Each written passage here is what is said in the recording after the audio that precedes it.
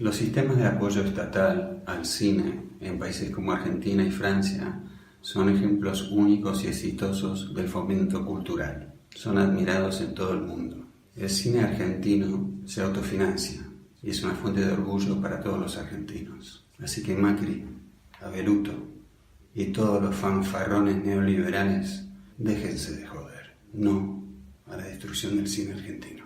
Rollin', rollin', rollin', rollin', rollin', rollin', rollin', rollin', rollin', rollin', rollin', rollin', rollin'. Ah, tercer bloque, ahora sí me estoy escuchando. Tercer bloque de clase B y ahora sí, estamos con el señor Ezequiel Boetti, que ha sido presentado. El señor es un periodista, especialista en comedias, podríamos decir. Sí, me gusta. ¿Te gusta? Me gusta esa presentación. ¿Por qué decimos que es especialista en comedias? Porque el señor es el autor de un libro que se llama Nueva Comedia Americana, Reír en el Cine en el siglo XXI.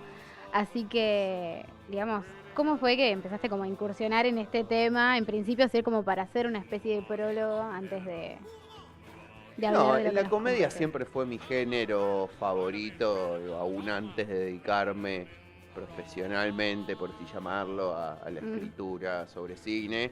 De chico siempre veía comedias. La película que más veces alquilé en el videoclub de mi casa de barrio, ahí en Flores, cuando tenía 8 o 9 años, era Tonto y Retonto. Siempre he visto muchas comedias a lo largo de toda mi adolescencia y de mi vida. Y bueno, y después cuando surgió, me propusieron la idea de hacer un libro, me explicaron, el libro es parte de una colección que se llama Cinepop, que lo que hace es, apunta más a un cine más popular, por así llamarlo, y no tanto a esta idea de los libros de cine, bueno, de el plano y la teoría del cine, digo, sino libros más amenos, digo, pensar el cine y pensar un poco cómo dialogamos nosotros con el cine a través de películas mucho más populares. La colección tiene también un libro de comedias románticas, un libro de superhéroes, o sea, era como el perfil más o menos de la colección que querían. Y ahí cuando me propusieron si quería ser parte, lo primero que se me ocurrió para decirle de escribir era justamente este tema de Nueva Comedia Americana, que es un tema que además en español no hay mucho escrito. Con lo cual era todo también un desafío profesional y personal también bastante grande, ¿no? Digo, cómo pasar de todo eso que uno siempre miró por gusto y por placer a, bueno, A a conceptualizarlo. conceptualizarlo, a ver cómo se unen los distintos puntos, a ver cuál es la mejor forma de contarlo, porque bueno, no es fácil abarcar 25 años de películas en 170, 180 páginas, buscar ejes, buscar estructuras, y simplemente a partir de ahí, bueno, después fue empezar a ver y a pensar y a escribir, digo, y a leer un poco más sobre el tema, o sea, y ahí lentamente fue tomando forma y finalmente el libro. Y hoy estamos acá para hablar de, digamos, una serie documental que está disponible en Netflix, que se llama El peligroso mundo de la comedia con Larry Charles, que un poquito me parece que lo que hace es hablar un poco de la contraposición de ese tipo de comedia más hollywoodense, más... Sí, básicamente, a ver, hay que recordar que Larry Charles fue guionista de Seinfeld y fue el director de Borat. Ujú. Como para tener una referencia, digo, de qué tipo de qué tipo de director estábamos hablando. Digo, Borat, que es una de las películas más políticamente incorrectas que haya hecho Hollywood en los últimos 25 años. Digo, una película que hoy es infilmable, digo, por cómo ha cambiado todo el paradigma social y cultural en Hollywood. Hoy sería impensado que haya una película así como Borat en los cines. Quizás sí. Digo, Netflix lo que permite también es que haya cosas más de nicho y mucho más arriesgadas, a pesar de todo, de todas las series por ahí que uno ve que son las que más visibles hay. Cuando uno hurga ahí en Netflix hay comedias súper interesantes. Y en este caso lo que tiene de interesante básicamente el documental, son 4 episodios de 1 hora de duración aproximadamente cada uno, que lo que hace Larry Charles es básicamente se pregunta de qué se ríen en lugares donde no hay absolutamente nada para reírse. O sea, ¿no? Porque él dice ahí en el comienzo del documental, bueno, sí, acá en Estados Unidos, digo, progresistas, clase media ilustrada, todo bien, nos reímos de la pareja, nos reímos de las circunstancias diarias, y todo eso. Bueno, pero ¿de qué se ríen en Irak, que viven en guerra hace 15 años? ¿De qué no sé, en Nigeria, que es uno de los países más pobres y más densamente poblados del mundo? Va ahí a diversos lugares, va a Liberia también, que es uno de los lugares más peligrosos de todo el mundo. Y en todos esos lugares él se pregunta, bueno, ¿de qué se ríe? Y habla básicamente con humoristas, comediantes, principalmente referentes del stand-up. Digo, y ahí donde cuando uno escucha a veces discusiones acá y en Estados Unidos sobre la libertad de prensa y todo eso, ahí no hay tu tía, digo, ahí decís algo Sí. que no le gusta y te mandan a matar, o sea, no, acá te mandan trolls en todo caso, digo, te insultan un poco y tu vida sigue. Ahí, digo, es una cuestión de vida o muerte, literalmente, el ser políticamente incorrecto y el Sí. tener un discurso opuesto por ahí al gobierno de turno. Y de hecho, algo que sobre lo que estás diciendo que me parecía que me había llamado muchísimo la atención es que incluso lo de la vida y muerte o muerte está como muy considerada en el discurso. De hecho, hasta algunos consideran la posibilidad de que pueden o van a ser asesinados en algún momento y quieren darle un sentido a esa muerte. Totalmente, hay un sentido, hay varios, en Irak, si no me equivoco, hay Sí. uno que hubo varios casos ahí de comediantes muertos, y varios dicen, bueno, si mi muerte sirve para visibilizar esto y para encender un descontento Quiero ser un social. mártir. Digo, claro, un No. personaje cómico muy, muy popular, digo, el más popular de Irak. No sé, salvando las enormes distancias, es un Diego Capusotto, digamos, por ejemplo, de Argentina. Bueno, el tipo básicamente lo que dice es, bueno, si me van a matar, que al menos si eso sirve para generar un descontento y visibilizar la situación que estamos viviendo, bienvenido sea. O sea, el sentido mucho más potente de la comedia, ¿no? Más allá de la búsqueda de la carcajada ajena, de la risa, hay una cosa muy catártica también detrás. Sí. Hay un episodio también que lo que hace es el humor de los soldados, de los veteranos de guerra. Digo, varios de ellos diciendo, claro, aquí me hacen seña desde la cabina de sonido. Hay uno que tiene el 40% del cuerpo quemado, básicamente la cara entre esos, o sea, tiene la cara totalmente desfigurada a raíz de un ataque que sufrió en Irak. Y él hace comedia, digo, contando su historia y utiliza sus experiencias para, digo, hacer reír al prójimo y también generar conciencia sobre lo que sucede. Digo, y muchos tienen también el discurso de que como que las comedias los ha salvado la vida, ¿no? En cierta forma, como que bueno, a través de la comedia pueden purgar un montón de cosas que han vivido, un montón de experiencias traumáticas que han vivido. Ahí en Liberia, una de las guerras civiles más cruentas de toda África durante la década de los 90, con niños soldados, literalmente niños, digo, estamos hablando de chicos de 10, 9 años que empuñaban las armas como cualquier soldado adulto. Y toda esa generación obviamente pasó la guerra y toda esa generación quedó totalmente psicológicamente destruida después de Claro. toda esa experiencia. Y hoy muchos se dedican a la comedia. Digo, una comedia totalmente alejada por ahí de la materia prima con la cual se hace comedia en este país y en aquellos países mucho más desarrollados donde las necesidades básicas están cubiertas. Sí, Digo, hay podrá como un- irnos mejor, peor, mal, pero todos, o sea, la gran mayoría de nosotros sabemos que vamos a cenar esta noche, Sí, digo, sí. y en esos lugares donde el valor de la vida es otro también en ese tipo de lugares, con lo cual cuando la vida vale, digo, cuando la idea de muerte es distinta a la que hay acá. Claro. Digo, allá morir en Irak, en Nigeria, morir en una guerra, morir en un bombardeo no tiene el mismo. Digo, es algo que, no sé si es habitual, pero digo, es algo que es totalmente posible. Sí, sí. Con lo cual, la relación que hay con la muerte ahí es otra, y también, por oposición, cambia la relación que hay con la vida. Entonces, eso me parece que es lo más interesante que tiene el documental, que me gustó mucho lo que dijiste al principio, esto que es, utilizaste el término genial y otro sinónimo así como doloroso, o sea, es como, maneja como, porque por un lado es muy gracioso también el documental, no. Sí, Digo, sí, sí. obviamente que estamos hablando de comedia y hay momentos que son verdaderamente muy, muy divertidos.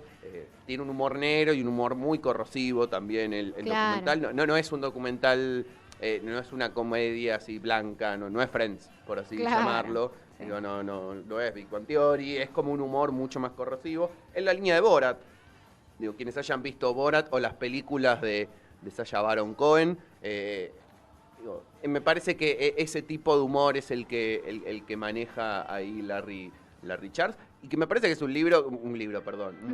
una serie documental que a todo aquel que esté interesado en el mundo de la comedia como espectador, o incluso para aquellos que hacen comedia, digo, acá en la Argentina hay un movimiento de comediantes cada vez más grande, movida stand-up y demás.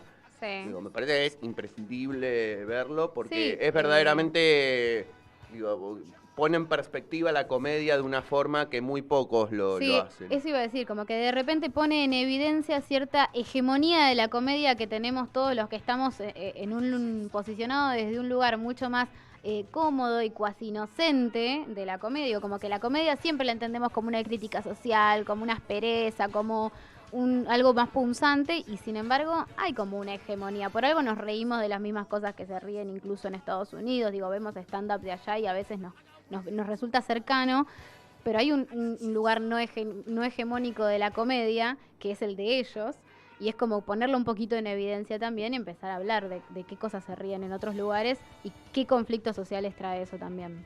Totalmente, sí. Y además también, es interesante también pensar, bueno, ¿qué papel juega la corrección política a la hora de hacer humor?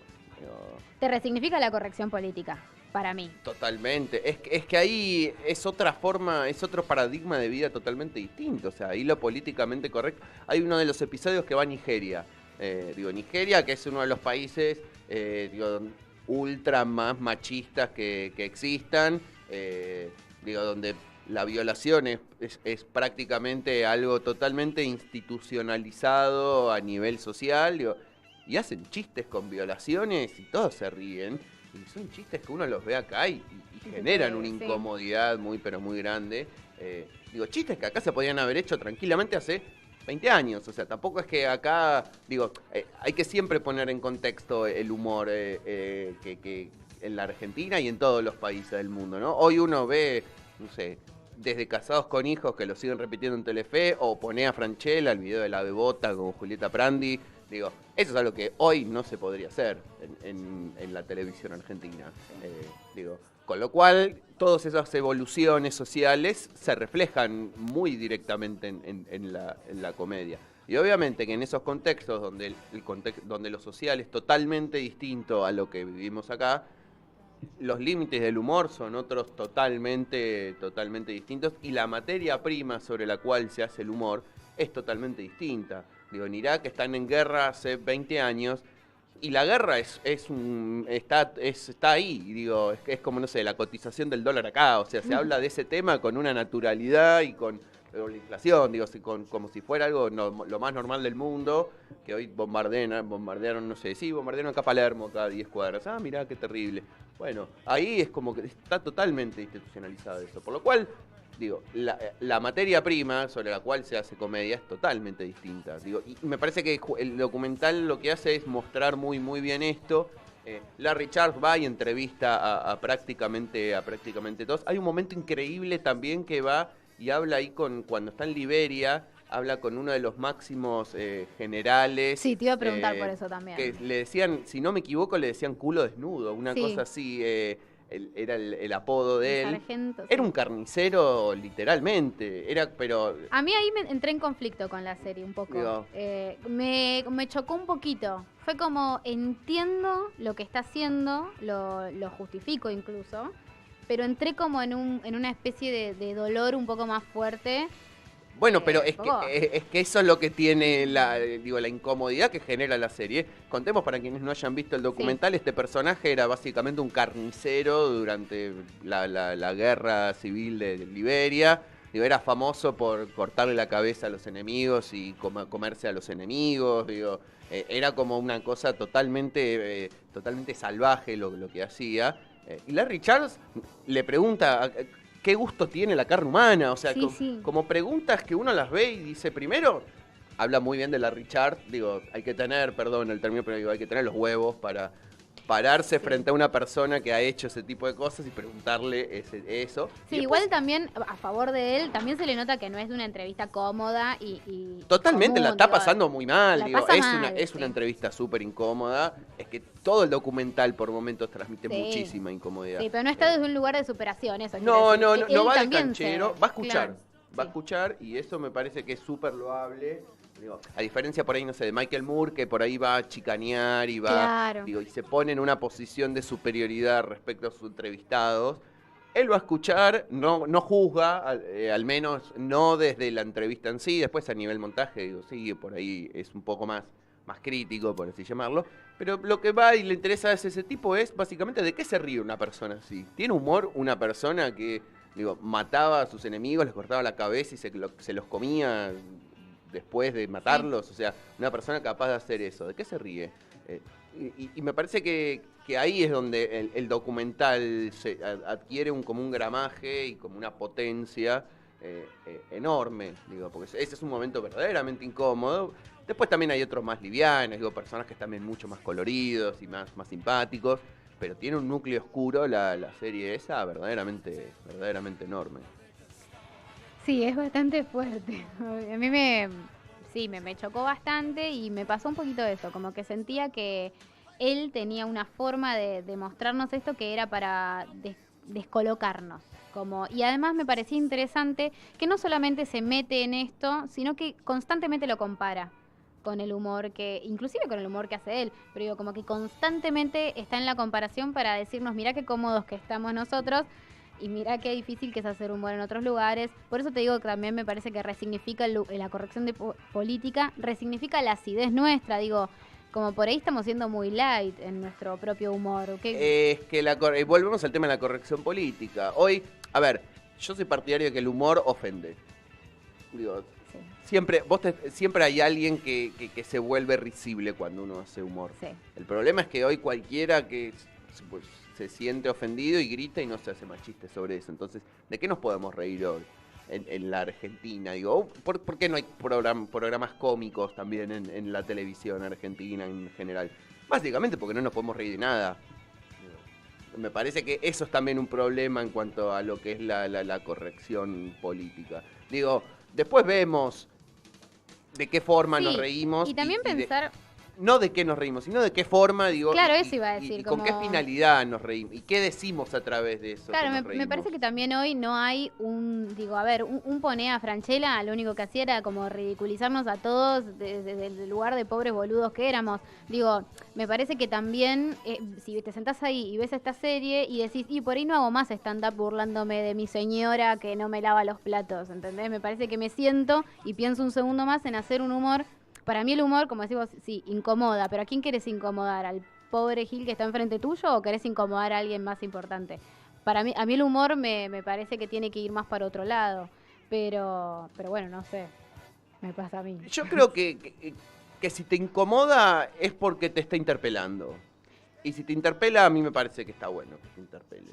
Digo, Siempre, sí. si no te gusta, o sea, si no te gusta el espejo, digo, me parece que la comedia también en cierta forma es un espejo, digo, sobre todo el stand-up, es un espejo Sí, sí, donde sí. uno se mira. Y si no le gusta la imagen que devuelve eso, es Por problema algo, nuestro, sí, puede ser. no del comediante. Digo, me parece que Sí, ahí sí, puede también ser. hay algo, no sé si comparto de todo tu afirmación, digo, a mí me parece, obviamente que me parece que hay cuestiones muchísimo más delicadas Sí, que puede ser. otras. Me parece a veces que es más fácil reírse de los desprotegidos que de los poderosos. Entonces, eso me pasa un poco a mí Bueno, en personal. pero es que es que me parece que no se ríe de los Sí, puede ser. desprotegidos este documento. Digo, No, este documental no. Sí. Yo hablaba como de la hay forma que ver de a qué hacer humor llamamos acá. desprotegidos también, digo, y hay que ver cuánto de eso que él tiene a la hora de reírse de los desprotegidos está con nosotros.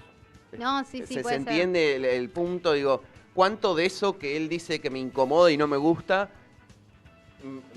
refleja alguna Mi forma forma de de ser. pensar, Sí, mi sí, forma sí, de ser. sí. Entonces, ahí es donde me parece que la comedia incomoda y muchos ante eso, lo primero es, ay, qué barbaridad lo que está diciendo, en lugar de decir, loco, tiene razón lo que estoy diciendo, soy un sorete de persona igual que ese tipo. Claro. Digo, que me parece que Louis C.K. es un tipo que juega muchísimo con eso. Digo, después se va al carajo, ¿sí? Digo, ha derrapado, ha superado, se ha desubicado, digo, sin ninguna duda. Pero en líneas generales, esa cosa corrosiva, incómoda que tiene, es porque, loco, nos está hablando muy de frente respecto a lo que plantea y respecto a lo que dice. Me parece que eso es lo más interesante. Y Netflix tiene varias series documentales, varios shows de stand-up que son en ese estilo. Hay uno también muy bueno que se llama Latin History for Morons. O sea, sería historia latina para idiotas, que es un stand-up de John Leguizamo, un actor bastante conocido en Estados Unidos. Si lo googlean van a ver la cara y seguramente lo tienen de 1000 películas, siempre haciendo de secundario, obviamente un actor de ascendencia latina. Y él cuenta algo ahí en ese show de stand-up que básicamente está pensado, el disparador que utiliza es una charla que tiene con su hijo donde ve que está el hijo ahí jugando un videojuego y dice, mueran indios, mueran, qué sé yo, bla, bla, bla. Y el padre va y le dice, bueno, pero nosotros somos los indios, le dice.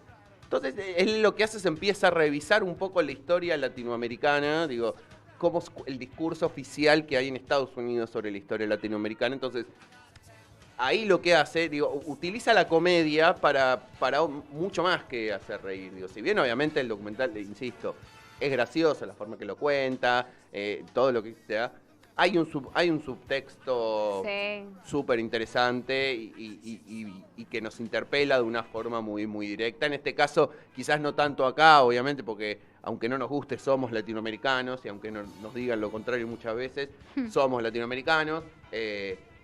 Pero que hacer ese tipo de cosas también en estos ámbitos es interesante, lo que sucede con la comedia. Hoy por hoy me parece que lo más transgresor quizás que se encuentra en la comedia pasa por el stand-up, algunas cosas así como muy reflexivas que hay, digo, estas comedias muy amargas en el fondo, que toman lo personal para hacer algo global en serio, ¿no? El chistecito, bueno, la primera cita y bla, bla, bla, y el pomo de dientes que lo aprieto más arriba, más abajo. Digo, eso es nada, no es un cliché que no incomoda a nadie. No me parece eso, a mi entender, que sea buena comedia. Pero bueno, me parece que esta serie, volviendo al tema de Larry Charles, me parece que esta serie tiene como varios puntos para ser vistos, más que recomendable. Está en Netflix, son 4 episodios, se ven así muy sencillos, son muy fáciles de ver. Así que cada uno se anime y que luego saque sus experiencias. Súper recomendada, súper genial. Qué bueno que hayas venido ese. Por Me alegra favor, muchísimo. un placer. Y nada, vendrás más seguido, me imagino. Gusten. ¿Sí? Cuando gusten. Bueno, gracias a vos, gracias a Emiliano Basile también, que estuvo del otro lado. Recién me decían que entre Boetti y Basile hoy el programa se llamaba Clase B con B larga. Me lo decía el señor Diego González, que está allí del otro lado. También está el señor Sergio Zeneri, que estuvo ahí operando, genial el día de hoy, maravilloso, un genio, muy bien 10.